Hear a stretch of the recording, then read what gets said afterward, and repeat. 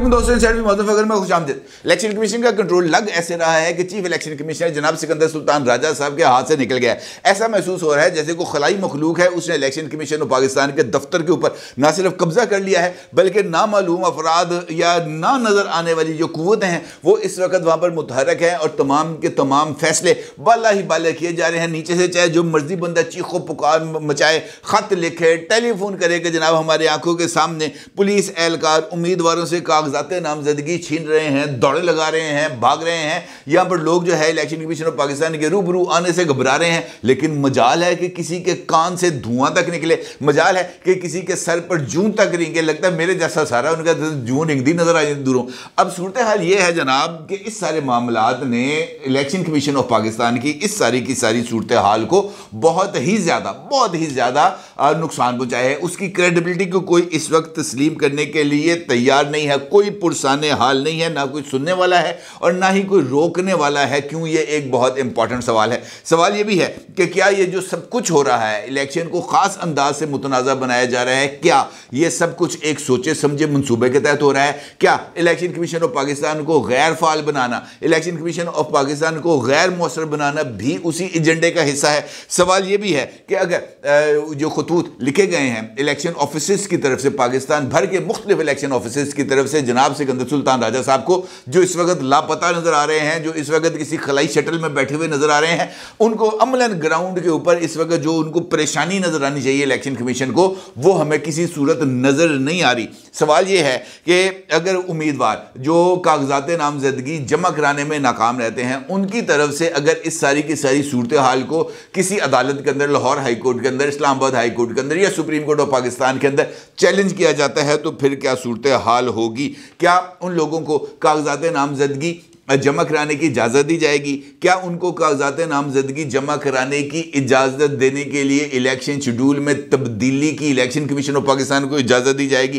क्या इन तब्दीलियों के नतीजे में इंतखाबात आगे जाएंगे? क्या ये सब कुछ इलेक्शंस को आगे बढ़ाने यानी उसकी तारीख को 8 फरवरी से आगे लेके जाने की एक कोशिश तो नहीं है? और अगर ये इलेक्शन को आगे लेके जाने की कोशिश है तो फिर इसका मकसद क्या है? वो ऐसा कौन सा ऑब्जेक्टिव है जो हासिल करने की कोशिश की जा रही है, हासिल नहीं हो रहा? बड़ी इंपॉर्टेंट किस्म की ये सूरत हाल है और इस पर बात करना जरूरी है, क्योंकि ये सिकंदर सुल्तान राजा साहब एक ऐसी शख्सियत थी जिनकी इस प्लेटफॉर्म से हमेशा तारीफ की गई।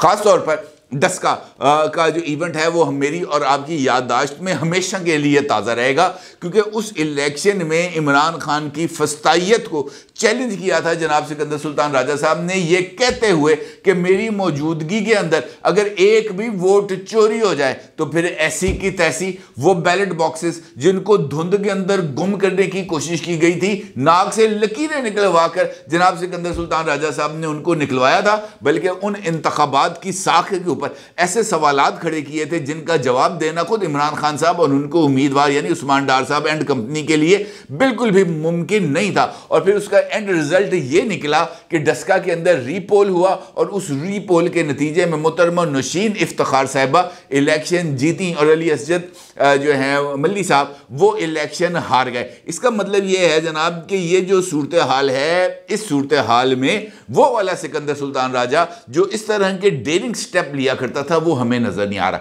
इसका मतलब ये है कि या वो सिकंदर सुल्तान राजा इस वक्त मौजूद नहीं है, या वो सिकंदर सुल्तान राजा इस वक्त एक कॉम्प्रोमाइज्ड सिचुएशन में है। और ये कहते हुए मुझे दिल ही दुख हो रहा है, क्योंकि मैं इस शख्सियत को बहुत ही ज़्यादा पसंद करता था और इसकी वजूहात हैं। आज अगर आप गौर करें तो कागजात नामजदगी जमा कराने का आखिरी दिन था। जिस वक्त आप ये वीडियो देख रहे होंगे उस वक्त तक जो है वो मुद्दत गुजर गई। जिन लोगों के कागजात जमा होने थे उन लोगों के कागजात जमा हो गए और जिनके ख्वाहिश थी कि जनाब इन लोगों के कागजात जमा ना किए जाएं, वो बुक्कल मारे लोग अचानक आके निकलते थे, वो जनाब कागजात नामजदगी छीनते थे और छीन के धुड़की लगाए जाते थे, उनके कागजात नामजदगी जमा नहीं हो पा रहे।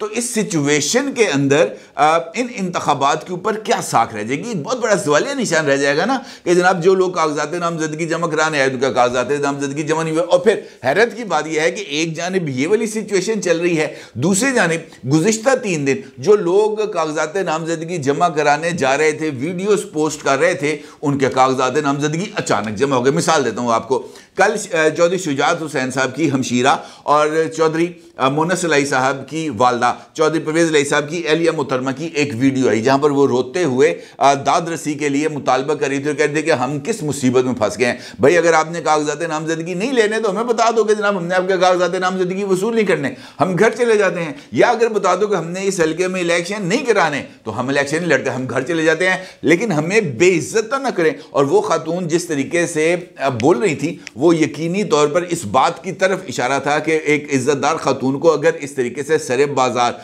उनको जो है उनके साथ बदतमीजी की जाएगी तो यही जो रवैया है वो इख्तियार किया जाएगा। अब होता क्या है कि जो कहते हैं ना वो 100 जूते भी खाने 100 प्याज भी खाने।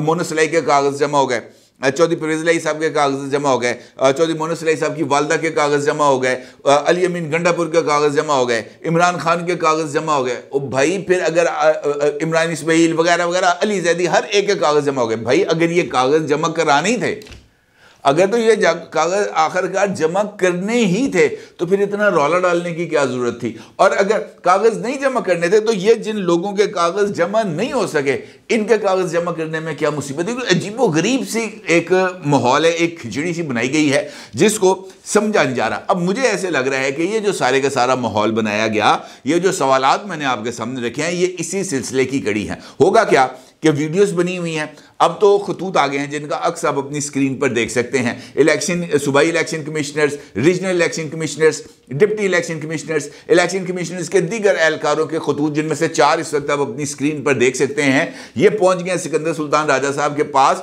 और एक खतूत जो है वो सोशल मीडिया पर भी इस वक्त वायरल है। इन खतूत के अंदर खुद इलेक्शन कमीशन इस बात का एतराफ़ कर रहा है, इलेक्शन कमीशन के आला अफसरान खुद इस बात का एतराफ़ कर रहे हैं कि हमारी आंखों के सामने पुलिस एहलकार लोगों से कागजात नामजदगी छीन रहे हैं, वो खुद इस बात का एतराफ़ कर रहे हैं। तो ऐसी सूरत हाल में वो तमाम उम्मीदवार जिनके कागजात नामजदगी जमा नहीं होंगे वो इन खतूत की रोशनी में और इन वीडियोस की रोशनी में सुप्रीम कोर्ट ऑफ पाकिस्तान में जाएंगे और जाके कहेंगे जनाब ये है सबूत, हमारे कागज जमा नहीं हुए, हमारे कागज जमा किए जाएं। तो क्या सुप्रीम कोर्ट ऑफ पाकिस्तान ये कहेगा कि जनाब ये जो पुलिस है इसने अगरचे बड़ा गलत किया है, लेकिन अब चूंकि हमने पत्थर पर लकीर डाल दी है, 8 फरवरी को इंतखाबात हैं, 8 फरवरी को ही इंतखाबात होंगे, आपके अगर कागजात नामजदगी जमा नहीं हो सके तो सब्र करो। सुप्रीम कोर्ट ये कहेगी, सवाल ही नहीं पैदा ये कहेगी। तो वो क्या कहेगी? वो कहेगी जनाब इलेक्शन कमीशन को नोटिस किया जाए, इलेक्शन कमीशन को बुलाया जाए, पूछा जाए उनसे क्या सूरत हाल है, और उसके साथ चारों चीफ सेक्रेटरीज, चारों आईजीज और इस तरह की तमाम एक रवायती कार्रवाई है, नोटिस का सिलसिला शुरू हो जाएगा। और उसके बाद जब ये कार्रवाई आगे बढ़ेगी तो फिर ये डायरेक्शन यकीनी तौर पर आएगी कि जिन लोगों के कागजात नामजदगी जमा नहीं हुए उनके कागजात नामजदगी जमा कराए जाएं। ये इसके अलावा सुप्रीम कोर्ट ऑफ पाकिस्तान की तरफ से कोई और डायरेक्शन नहीं आ सकती।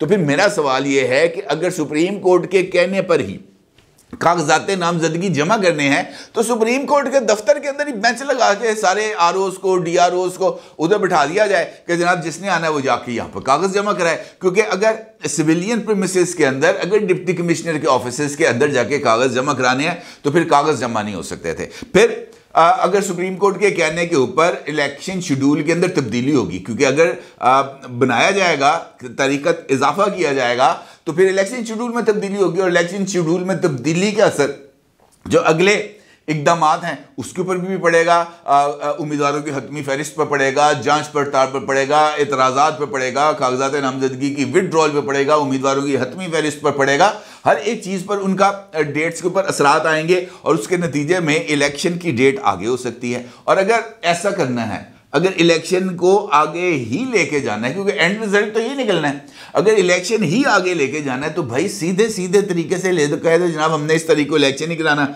हमने इस तरीके को इलेक्शन कराना है, बात खत्म। इसमें ऐसी कौन सी है? सुप्रीम कोर्ट 4 गालें कटेगा ना, और की कहेगा, लेकिन इलेक्शन तो हो जाएगा। अब आप क्या कर रहे हैं? आप इलेक्शन को होने से पहले ही मुतनाज़ा बना रहे हैं, और ऐसे इलेक्शन जिनको इब्तदा में ही मुतनाज़ा बना दिया जाए तो आप मुझे ये बताएं कि उन इंतखाबात के नताइज को कौन तस्लीम करेगा? बहुत बड़ा सवालिया निशान बन जाएगा। अगरचे जो ऐसे मुझे लग रहा है कि ये जो इंतखाबात होंगे 8 फरवरी को अगर होते हैं तो ये कोई पाकिस्तान के लिए कोई पर्पज़ सर्व नहीं करेंगे। पाकिस्तान को मजबूत बनाने के लिए कोई रोल प्ले नहीं करेंगे। पहले मुझे उम्मीद थी कि ऐसा होगा कि एक मजबूत पाकिस्तान बुनियादों पर इस्तवार होगा, लेकिन मुझे ये जो इक़दामात हैं इससे इस तरह लग रहा है कि जैसे शायद ये मेरा एक दीवाने का ख्वाब था। ये इलेक्शंस पाकिस्तान को मज़ीद तकसीम करने की खुदा न खास्ता एक ऐसी बुनियाद ना रख दें जिसका अजाला ना किया जाए। अभी भी वक्त है, 1-1.5 हफ्ता आगे लेके जाने में। इलेक्शंस में अगर किसी की ईगो सेटिस्फाई होती है लेकिन प्रोसेस न्यूट्रल होता है तो इस पर किसी तरह का कोई हर्ज नहीं है। लेकिन चूंकि मुझे ऐसे लगता है हर जगह पर कोई ईगो की लड़ाई है, ये हम ईगो की लड़ाई ऐसे ही लड़ते चले जा रहे हैं। अब इस सिचुएशन के अंदर मुझे एक और बात याद आ गई। आपको याद होगा 2 दिन पहले एक तस्वीर सोशल मीडिया पर वायरल हुई थी, आप अपनी स्क्रीन पर देख सकते हैं। फैसल वाउडा साहब मुलाकात कर रहे हैं जनाब आसिफ अली जरदारी साहब से, ठीक है जी। और उस मुलाकात के बाद ये बात सामने आई कि कोई बहुत बड़ी हलचल होने वाली है। इलेक्टेबल्स जो हैं वो अब पीपल्स पार्टी में जा रहे हैं और पीपल्स पार्टी की पोजीशन स्ट्रांग हो रही है, ठीक है जी। फैसल वाउडा साहब की तरफ से इस मुलाकात के बाद एक तो उन्होंने ये क्लैरिफिकेशन की है कि मुझे पेशकश की है आसिफ अली जरदारी साहब ने कि वो पीपल्स पार्टी में शामिल हो जाएं, लेकिन उन्होंने कहा कि मैंने अभी इस हवाले से कोई फैसला नहीं किया। और साथ उन्होंने ये वाला एक जुमला बोला जो मेरे नज़दीक बहुत ही ज़्यादा अहमियत का हामिल है। उनका यह कहना है कि मैं ऐसा इलेक्शन या ऐसी हुकूमत में क्यों शामिल हूं जिसकी मुद्दत ही 18 माह, यानी उनका यह कहना है कि यह हुकूमत जो अब 8 फरवरी के इलेक्शंस के बाद ज़हूर में आएगी, बनेगी, उसकी मुद्दत 18 महीने होगी। 18 महीने के बाद ये हुकूमत ख़त्म हो जाएगी। तो 18 महीने के लिए मैं इलेक्शन क्यों लड़ूँ? मैं 18 महीने साइड पे बैठ के तमाशा ना देखूँ? ये 18 महीने का जिक्र क्यों किया गया? इंपॉर्टेंट बात है ना कि ख़ास उन्होंने एक मुद्दत बताई 18 महीने। 18 महीने का मतलब ये है कि अब से 18 महीने के बाद, यानी फरवरी से 18 महीने के बाद आएगा नवंबर, और 18 महीने के बाद मौजूदा chief of army staff general Asim Munir साहब की रिटायरमेंट की डेट आ जाएगी। और फैसल वाउडा साहब ने इस बात की तरफ इशारा किया है कि जैसे ही जनरल आसिम मुनीर साहब रिटायर होंगे, जो हुकूमत कायम होगी इन इंतखाबात के नतीजे में वो हुकूमत खुद ब खुद ख़त्म हो जाएगी, क्योंकि उसको उनके बाद आने वाले शायद उस तरीके से सपोर्ट ना करें। ये बात सिंगल हैंडेडली नहीं है, क्योंकि अगर ये बात इस तरीके से दुरुस्त है कि मौजूदा चीफ ऑफ आर्मी स्टाफ के रिटायर होने के बाद 8 फरवरी को मुंतखब हुकूमत जो है वो घर जाएगी या उसको घर जाना पड़ेगा, चाहे वो खुशी से जाएं चाहे उनको धक्के मार के निकाला जाए, वो घर जाएंगे। तो इसका मतलब ये है कि इस वक्त के जो हालात हैं, इस वक्त की जो सिचुएशन है, वहाँ पर उनकी वजह से वहाँ पर भी किसी तरह की कोई जो है वो हिजान या किसी तरह का कोई इज़्तराब पाया जाता है जो इस वक्त फैसले कर रहे हैं। इसका मतलब यह है कि वहाँ पर फैसल वाउडा की बात का मतलब है कि शायद वहाँ पर भी हाउस इन ऑर्डर नहीं है। तो ये एक बड़ी ही संगीन किस्म की चीज़ है जो सामने आ रही है और संगीन किस्म की सूरत हाल है जिसका अजाला होना चाहिए। क्योंकि अगर वाक़तन चीफ इलेक्शन कमिश्नर के कंट्रोल से उनका अपना इदारा निकल जाए और वो इदारा निकल जाए जिसने पाकिस्तान के अंदर अगले 5 साल के लिए हुकूमत का तयन करने के लिए लोगों को राय देने का मौका फराहम करना है, तो फिर आप मुझे ये बताएं कि फिर क्या होगा? फिर किसी के पल्ले कुछ नहीं रह जाएगा। और ये बात चौधरी निसार अली खान की दुरुस्त है। मैंने भी देखा उनका एक छोटी सी खबर किसी अखबार में छपी हुई जिसके अंदर उन्होंने कहा कि मुझे ये वाले इलेक्शंस बहुत ज़्यादा ख़तरनाक नज़र आते हैं और खुदा न खास्ता ये जो है तकसीम अगर बढ़ गई तो मुझे कोई मौजज़ा ही होगा जो पाकिस्तान को बचा पाएगा। इसका मतलब ये है कि जो हालात हैं वो उसी सिमत में जा रहे हैं, क्योंकि हालात के सुधार के लिए किसी तरफ से भी कोई उम्मीद की बात नज़र नहीं आ रही। इन इलेक्शन से उम्मीद थी जो भी बिल आखिर टूटती हुई नज़र आ रही है। Over to you Sikandar Sultan Raja साहब, बॉल आपके कोर्ट में है और तारीख आपकी तरफ देख रही है कि आप कौन सा फैसला करेंगे। अपनी राय को ज़रूर इज़हार कीजिएगा। आपका बहुत शुक्रिया। अल्लाह हाफ़िज़।